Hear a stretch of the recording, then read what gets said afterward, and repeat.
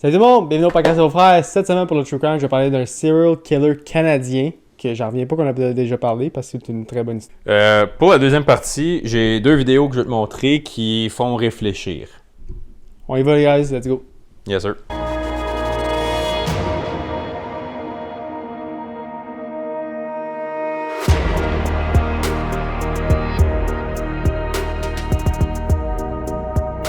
Comment qui va mon Ben cette semaine?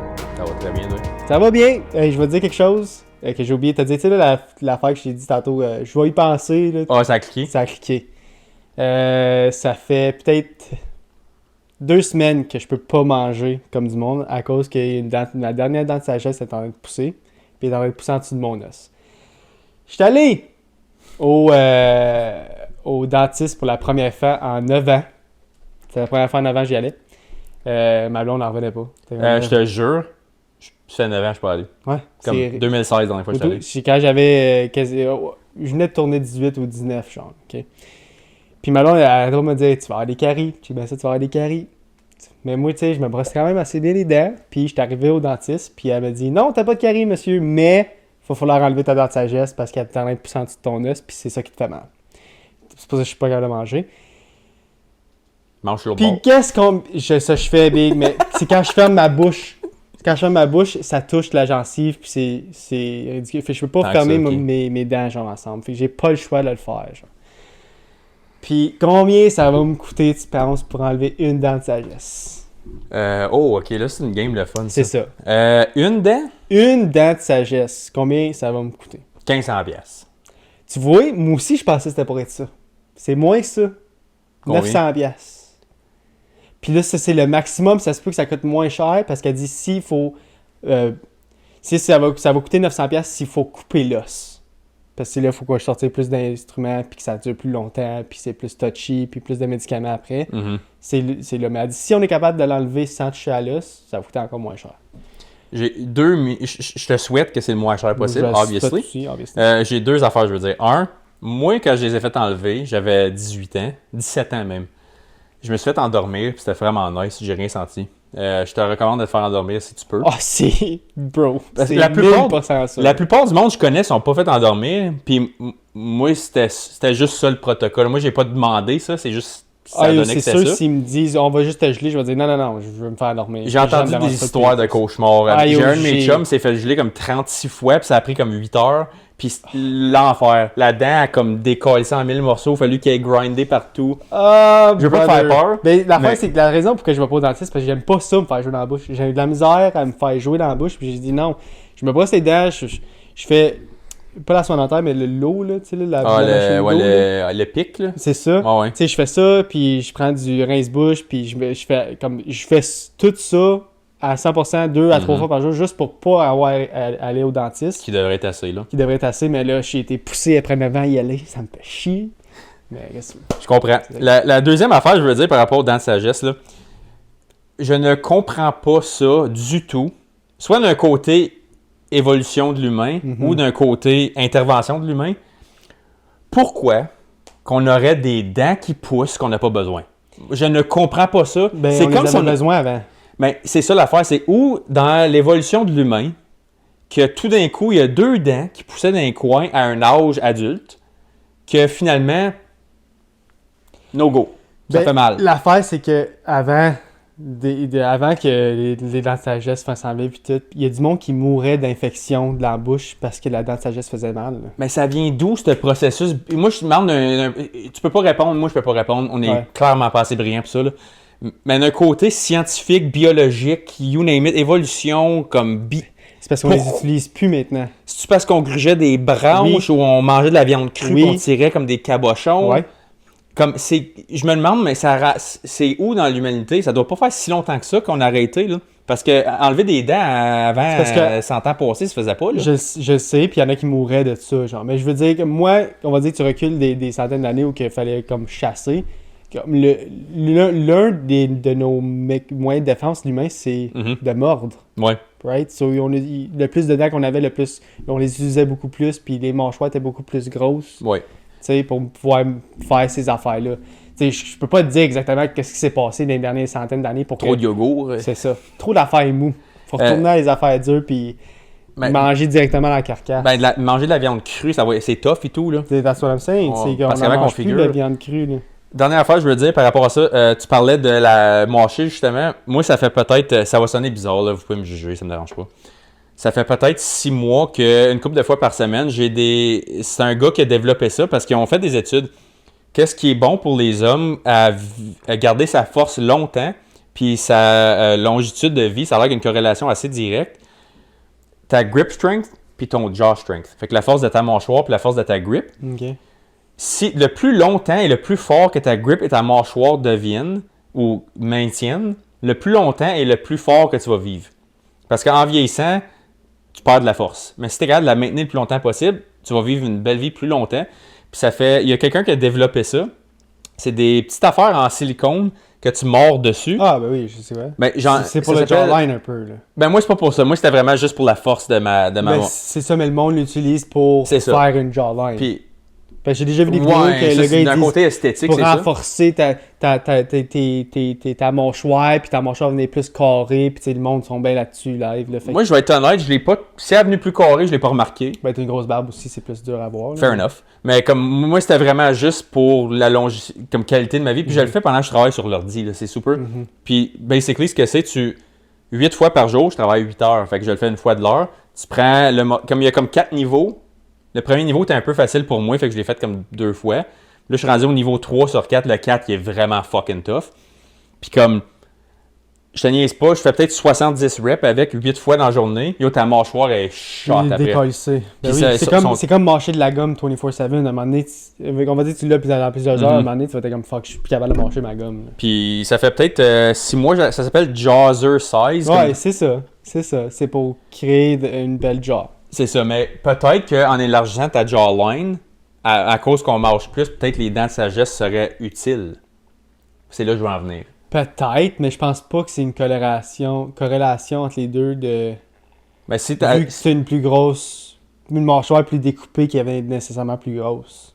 Peut-être, mais l'affaire, c'est qu'il faut qu'il y ait une raison que notre mâchoire a rapetissé puis que nos dents ne servent plus à rien dans les coins. Moi, dans ma tête, pourquoi ça fait juste pas... un coxisme? Mais c'est juste comme... Tu comprends ce que je veux dire? Ça fait pas de sens. C'est comme si tout d'un coup, un humain dans 50 ans, ou dans 500 ans, peu importe, on a besoin d'une jambe tout d'un coup, puis là, une deuxième jambe qui pousse, on s'en sert pas, puis elle fait mal, il faut couper la jambe. Tu comprends? Là, je vais à l'extrême, mais comme, c'est le concept. Je comprends. C'est l'affaire... Moi, tout, je trouve ça un peu ridicule qu'il faut que t'enlèves quelque chose que c'est mon corps, naturellement, qui... Puis tout le monde en a. Ouais. C'est pas une anomalie, là, c'est tout le monde. Fait que je me ferme la gueule, vas-y. OK. J'ai fini. De même. Alright, on va aller avec le True Crime de cette semaine. Parce que je sais qu'on est sur un petit timeline, là. Ouais. On va parler d'un serial killer qui s'appelle Clifford Robert Olson. Un vrai fucké, ok? Un vrai fucké, une vraie tâche. Un jambon. Un vrai jambon dans la communauté. Ça, c'est une histoire qui vient te chercher, puis je sais qu'il va venir te chercher toi, qui vient me chercher moi, puis qui va venir te chercher toi. Entre 1980 et 1981, une série de disparitions et de meurtres a terrorisé la Colombie-Britannique. C'est juste un an en plus? Ouais. Damn. 1 an et demi, genre. OK. Des enfants et des adolescents ont disparu sans avertissement, laissant les familles désespérées et les communautés plongées dans la peur. L'homme derrière ces crimes était Clifford Robert Olson, un prédateur qui a manipulé à la fois la société et le système judiciaire et qui est devenu l'un des tueurs les plus tristement célèbres du Canada. Ce qui rend l'histoire d'Olson particulièrement effrayante, ce n'est pas seulement la brutalité de ses crimes, mais aussi les échecs répétés qui lui ont permis d'agir en toute liberté pendant des années. C'est l'histoire d'un homme qui a exploité chaque faiblesse qu'il rencontrait, laissant derrière lui un sentiment de perte, de douleur et d'indignation. Clifford Robert Olson est né le 1er janvier 1940 à Vancouver, en Colombie-Britannique. Dès son plus jeune âge, son comportement inquiète tout le monde qui l'entoure. Il éprouve de grandes difficultés à l'école, manifeste de l'agressivité et montre très tôt un profond mépris pour l'autorité et les règles sociales. Déjà, depuis son plus jeune âge, c'est une tâche pour la communauté. Okay? Tu le sais où ça s'enligne. C'est ça. À l'adolescence, il commence à commettre des délits, vols, fraudes, comportements sexuels déviants. Au début de l'âge adulte, il est déjà bien connu des policiers, mais surtout, il est connu des psychiatres. Tout au long des années 1960 et 1970, Olson accumule un lourd casier judiciaire, principalement lié à des agressions sexuelles sur des mineurs. Il est arrêté, condamné, incarcéré, puis relâché. Encore et encore et Est-ce encore. qu'on sait pourquoi il est relâché? Parce qu'on est au Canada des années 60-70. C'est tout. Il y a 2 ans, il est sorti après 1 an. Puis... OK, comme il a fait du temps, puis là, il était remis en liberté. OK, je pensais que tu voulais dire comme en cours, il était juste déclaré non coupable. Oh non. Okay. Il est trouvé coupable, il fait son temps, il est relâché. C'est juste des sentences de marde. C'est des sentences de marde, puis... Je vais continuer parce que ça répond un peu à ta question. OK, vas-y. Les évaluations psychologiques sont pourtant claires. Les experts le décrivent comme manipulateur, prédateur sexuel, dépourvu d'empathie, présentant un risque extrêmement élevé de récidive. Malgré ça, avec les critères actuels, Olsen serait presque certainement qualifié de psychopathe sexuel. Mm-hmm. Malgré cela, il bénéficie de libération conditionnelle répétée again and again. Chaque remise en liberté le replace dans des communautés où vivent des enfants. Chaque libération constitue un avertissement ignoré. À la fin des années 1970, Clifford Olsen a passé plus de temps en prison qu'en liberté. Fait qu'en 30 ans, il est né en 40. Mm-hmm. En 70, il a passé plus de temps en prison qu'en liberté. Mais est-ce que tu as peut-être considéré le fait que c'était peut-être juste une orientation, puis Shut the front door with that. Don't even start. Okay? on aurait dû faire ça sur le... On aurait dû, C'était mais... parfait. Excuse, fallait ça. C'est ça. C'est ça. Clifford a passé plus de temps en prison qu'en liberté, mais ses peines sont fragmentées, courtes, sans véritable stratégie de neutralisation à long terme. Il n'existe alors aucun mécanisme efficace pour contenir durablement un individu aussi dangereux. Olsen apprend rapidement à manipuler le système. Il sait quoi dire aux commissions de libération conditionnelle et il comprend comment feindre la coopération. Il maîtrise l'art de la fausse réhabilitation. Comme il dit à chaque fois, genre, je suis une nouvelle personne, j'ai réhabilité, il sait quoi dire exactement, puis ils font tout le monde tomber dans le piège. Et surtout, il comprend une chose essentielle. Le système peut être trompé. Mm-hmm. En 1980, Olsen est de nouveau libre. Cette fois, il ne se contentera pas juste d'agresser. Il va aller plus loin. En décembre 1980, des enfants commencent à disparaître en Colombie-Britannique. Au départ, les disparitions semblent sans lien. Les lieux sont différents, les circonstances varient, mais un schéma se dessine progressivement. Les victimes sont des filles entre 9 et 18 ans. Elles sont souvent seules, faciles à approcher. Olsen n'utilise pas la force, il utilise la tromperie et il se fait passer pour un photographe, un recruteur de talent, un employeur potentiel, un adulte serviable proposant un trajet. Comme des années 1970-1980, comme tu te fais arrêter dans la rue et tu dis « Hey, j'ai une opportunité de travail pour toi, tu ne cracheras pas dessus. » Genre, tu comprends? cash. C'est ça. Tu dis oui puis tu ne poses pas de questions. Mm-hmm. Okay? Une fois la confiance établie, il enlève ses victimes. Ce qui suit est systématique. Fait que ça veut dire comme c'est sans faute. Agression sexuelle plus ensuite un meurtre. Sans exception. Sans exception. La plupart des victimes sont tuées par étranglement. Les corps sont abandonnés dans des zones isolées, forêts, ravins, terrains ruraux.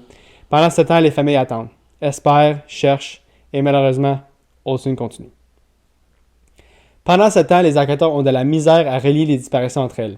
À l'époque, des années 1970-1980, comme qu'on sait, la communication entre les juridictions est limitée. Mm-hmm. Il n'y a pas de codus, ça n'existe pas encore.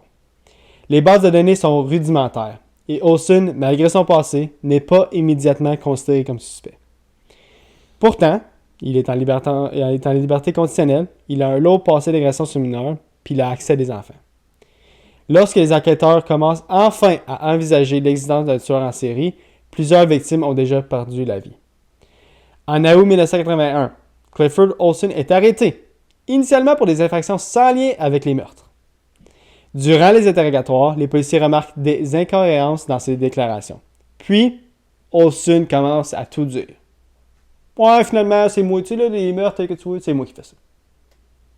Ball out, là. Puis t'es même pas là pour ça pantoute. Même pas là pour ça, pantoute. Un peu comme s'il s'en vante un peu, genre. OK. C'est ça, comme j'ai dit, un peu comme s'il se moquait des policiers, genre. Non par remords, mais par calcul. Comme si c'était calculé puis qu'il voulait, comme, hey, finalement, comme, aussi bien dire ce que j'ai fait. Ça allait jamais le pogner, là, c'est moi. Ouais. Il affirme connaître l'emplacement de plusieurs enfants disparus. Ce qui suit deviendra l'une des décisions les plus controversées de l'histoire canadienne policière. La GRC se retrouve face à un dilemme. Les familles veulent des réponses. Les corps doivent être retrouvés. Mhm. Les enquêteurs prennent alors une décision motivée par la compassion, mais lourde de conséquences. Un accord est conclu. Pour 10 000 $ canadiens par victime, Olson fournira l'emplacement des corps. Le montant total s'élève à 100 000 $. Puis 10 corps, c'est-tu le montant qu'il a avoué? C'est le montant officiel qu'ils ont trouvé? Je vais en parler plus loin. OK. Mais il a donné l'emplacement de 10 corps, fait qu'il a reçu un total de 100 000 $. 10 000 $ par corps. Pogo. L'affaire, c'est que je peux comprendre. Tu veux Mais les c'est corps, vrai là? que c'est frustrant. C'est vraiment frustrant. Comme, oui, je veux... Comme, une fois qu'ils en ont trouvé un, ils ont pris en fait, OK, le gars, il est legit, là, il sait exactement, c'est lui qui l'a fait. Fait que, of course, tu veux négocier pour trouver les autres corps pour les familles des victimes. Je vais jamais m'obstiner que ça. Mhm. Mais le fait qu'ils ont actually comme go through avec donner l'argent. Ouais. 100 000 $ dans ce temps-là, c'est comme 500 000 aujourd'hui. C'est là. vraiment beaucoup. Là. C'est du cash. C'est là. des personnes comme moi plutôt qui a payé pour. Là. C'est pogo. L'argent est placé dans un compte bancaire au nom de son épouse et son enfant. Parce que oui, malgré tout ça, malgré le fait qu'il était en dedans, malgré le fait qu'il était en dedans plus longtemps qu'il a été libéré, malgré le fait qu'il rapait des enfants puis qu'il les tuait, il a quand même eu une femme puis il a quand même eu un enfant avec la femme. Mais le monde psychopathe sont smart, man. C'est ça. C'est ça l'affaire. Lorsque cette information devient publique, la réaction immédiate est violente. Le Canada est outré. Beaucoup ont l'impression qu'un tueur d'enfants est récompensé financièrement pour ses crimes. La confiance du public est profondément ébranlée. En 1982, Clifford Olson plaide coupable de 11 meurtres au premier degré. Ce plaidoyer évite aux familles un procès long et douloureux. Mais il empêche aussi que tous les détails des crimes soient révélés publiquement. Il est condamné à la prison à vie, avec une période minimale de 25 ans sans possibilité de libération conditionnelle. Fait qu'il va faire minimum 25 ans. Fait que ça veut dire qu'il aurait pu être libéré. OK? Bienvenue au Canada. Ça, je trouve ça fucking stupide, mais whatever. C'est la peine maximale prévue par la loi canadienne à l'époque. Mais même incarcéré, Olson ne disparaît pas. Derrière les barreaux, Olson continue de provoquer, manipuler et choquer. Il écrit aux familles des victimes, se moque des autorités et de ses victimes, cherche constamment l'attention médiatique. Il veut tout le temps faire des rencontres pour parler de ce qu'il a fait, puis Il veut le spotlight. c'est ça, il veut le spotlight. Il ne montre aucun remords. Les experts le décrivent comme incapable de réhabilitation. À partir de 2006, Olson demande régulièrement sa libération conditionnelle. Chaque demande est rejetée. La société canadienne s'y oppose massivement, obviously. Clifford Olson meurt le 30 septembre 2011 à l'âge de 71 ans, dans un pénitencier du Québec. La cause du décès est un cancer, la réaction du public est frappante. Plutôt que de pleurer, beaucoup ressentent un soulagement. Comme, obviously, comme... It's a good thing. Oui. Des journaux refusent même de publier son nom, comme dans Même pas en parler qui est mort. Il y a des journaux comme qui disaient, genre, on a su, puis on veut pas le mettre de front page ou whatever, n'importe où dans le journal, parce que ça montre un côté qu'on veut pas que personne Tu voit. vois, ça, j'haïs pas ça parce que c'est payant à faire des headlines de Ouais. même. Fait que le fait que tu as probablement une nouvelle bien plus plate que ça, qui Yeah. a fait moins de cash, ouais, je peux respecter cette Je intégrité-là. respecte ça. Pour les familles des victimes, sa mort apporte un sentiment de finalité, mais pas de véritable clôture émotionnelle. L'affaire Clifford Olson a eu des conséquences durables, des pratiques de libération conditionnelle plus strictes pour les délinquants sexuels violents, une meilleure sensibilisation du public face aux prédateurs d'enfants, des lois interdisant aux criminels de tirer profit de leur notoriété, de leur notoriété, ça veut dire qu'ils ne peuvent pas avoir ça l'argent s'ils disent des informations. Un examen approfondi de la façon dont la police gère les tueurs en série. Olson reste un exemple extrême de la manière dont un système faillible peut permettre à un prédateur de nuire. Clifford Olson n'était pas seulement un criminel, il était l'incarnation des failles du système judiciaire. Ses meurtres ont été facilités par des erreurs institutionnelles répétées et une incapacité à contenir un danger évident. Aujourd'hui encore, son nom symbolise la douleur, la colère et l'éveil nécessaires face aux prédateurs. Il laisse derrière lui mémoire des 11 enfants et adolescents qui n'ont jamais eu de chance et un rappel poignant de ce qu'il en coûte lorsque la vigilance échoue. Ceci conclut l'histoire de notre cher rat Clifford Olson. Ça aurait été mieux s'il ne s'aurait jamais fait pogner avant pour quoi que ce soit, mais le fait qu'il a fait des in and out de prison pour des agressions sexuelles à multiples reprises puis qu'il n'était pas watché après, qu'il était libre comme l'air, Sur des mineurs. Sur... Agression sexuelle sur des mineurs. C'est ça. Puis c'est pour ça que je te disais, ça aurait été bon qu'on fasse mon segment de pédophile dans celle-là. Mais, comme dude, c'est bien beau l'époque, puis c'est pas si longtemps passé que ça, là. Comme c'est 45 en 1970, là, comme moi, mon père puis ma mère étaient au monde, là. Dans ce temps-là, c'était pas chill violer des jeunes puis qui s'aient dans la rue 2 mois après ou 2 ans après, peu importe, là. C'était... Puis, sais-tu exactement combien de condamnations qu'il y a eu avant qu'il repasse à l'acte pour de bon? Il y en avait tellement. Parce que t'as dit qu'il a passé plus de temps en dedans qu'en dehors. Il en a fait au moins, il a fait 4-5 rondes, lui, là. Il y en avait tellement que je pouvais pas mettre un nombre spécifique dessus. Puis t'as dit que c'était des 2 ans, fait qu'il a fait du fédéral il a fait des 2 ans, il a fait des 6 mois, il a fait des 3 mois, il a fait des 2 mois, il a fait 2 jours, il a fait... L'affaire, c'est que c'était in and out. Il rentrait, il sortait, il rentrait, il sortait, il rentrait, il sortait, il rentrait, il sortait. Il n'y avait pas de 6 mois out, genre. S'il sortait, c'était tout de suite après, il rentrait. Ouais, non, comme ça, encore une fois, hindsight, c'est facile, mais ça, là, c'était un facile. Comme, ça... Je peux comprendre jusqu'à un certain point de payer pour avoir les corps puis tout. Au moins, tu sais, l'argent va pas à lui. Il va à un enfant puis la femme qui s'en doutait de rien, tu sais. J'ai pas nécessairement un problème que c'est eux qui aient eu l'argent parce que lui, il est mort en prison, là, fait qu'on sait comment ça finit. Mais l'affaire, c'est que ça peut mettre un genre de standard que moi, mettons, moi, je suis fucké, là. Puis j'ai le goût de passer à l'acte. Chris m'a fait un petit coup de cash, moi, tout. Je le sais, je vais me faire pogner éventuellement. Je suis pas capable de m'empêcher de passer à l'acte. J'étais un fucké. Je vais passer à l'acte. Je vais faire exprès, me faire pogner. M'a tué fucking 25 personnes. Puis je vais te dire, moi, tout. 15 000 la tête, 20 000 la tête. T'es nomme tout, ça va tout à ma famille. Ma famille mérite pas de souffrir. C'est moi qui est fucké. Je te joue du violon, man. Mais l'affaire, c'est que là, c'est plus légal à faire ça. Of course. Mais tu comprendre comment il y a d'autres mondes qui auraient pu penser à ça? Obviously. Puis moi, je suis pas quelqu'un qui va passer à l'acte de même, puis j'y pense vite quand tu me le dis. Fait qu'imagine, dans ce temps-là, avec pas de médias sociaux, pas de grosses affaires d'outrage en ligne, les journaux qui en parlent pas toutes nécessairement, je peux voir comment que des fuckers après ça, ils peuvent essayer, peut-être que j'aurais pas du cash, mais je peux négocier pour moins de temps, je peux négocier pour avoir de meilleur traitement en prison. Comme tu sais, dans Law Abiding Citizen, justement, on en parlait, comment il a eu son steak puis son lit parce qu'il y a de l'info. Puis knowledge is power. Fait que là, tu sais que si tu utilises ces connaissances-là pour ton bien, tu fais avoir l'air le système comme une pâte molle. Puis c'est ça qu'on a eu de l'air, une gang de pâte molle. Puis une autre affaire que je vais dire à propos de notre cher Olsen, c'est qu'il était tellement ras. Il était tellement ras. Puis ça le prouvait encore quand il avait 60-65 ans. Parce qu'à 65 ans, je sais pas comment il a fait. Il a dû contacter un lawyer, un avocat, whatever, pour le faire. Là. Mais il a pris... tu sais, quand tu tombes 65 ans, tu tombes à la retraite. La pension. La pension du gouvernement. Il la recevait en prison, la pension du gouvernement, à partir de 65 ans. Puis ça allait à sa femme. Ça allait à lui. Moi, mais s'il ne pouvait pas s'en servir, il pouvait faire des transferts. Ah, ouais, c'est vrai. Il peut acheter des choses en prison. Wow, ok, intéressant. Puis quand le monde l'ont su, obviously, il y a des lois qui ont changé, puis là, ça se fait plus. Ben non, tabarnak. Écoute, un inmate au fédéral, en ce moment, ça coûte quasiment 150 000 de taxes par année. Puis là, tu essaies de me dire qu'il va y avoir un autre 1000 aux 2 semaines de CPP qui rentre. Puis imagine qu'il sort à 72 ans, puis il n'a pas dépassé une scène de ces 1000 qu'il recevait aux 2 semaines. Là. Puis il sort de là, il a quoi, 50 000? Puis fuck you, là. C'est... Fuck you, dude.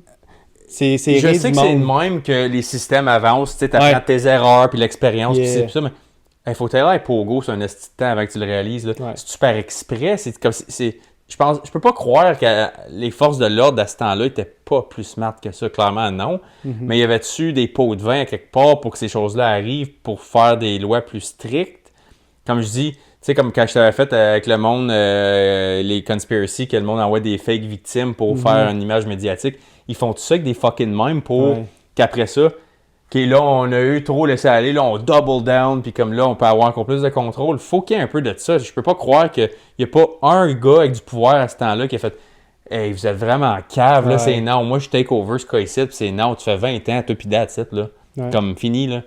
Je peux pas croire qu'il y avait pas des incentives. Mais là, au moins, on est rendu en 2025, puis ça arrive encore. T'sais, moi, je trouve que le Canada est un petit peu trop slack quand ça vient des sentences. Très slack. Mais c'est beaucoup mieux de ce que c'était. Genre, ça arrivera plus des affaires comme ça. Genre. Ben, Chris, je peux pas croire. Là. Ouais. Sur ce, on finit True Crime. On va passer à la deuxième partie du podcast. Merci à tout le monde d'avoir écouté la première partie. Si vous avez écouté juste la première partie, on va aller avec la deuxième.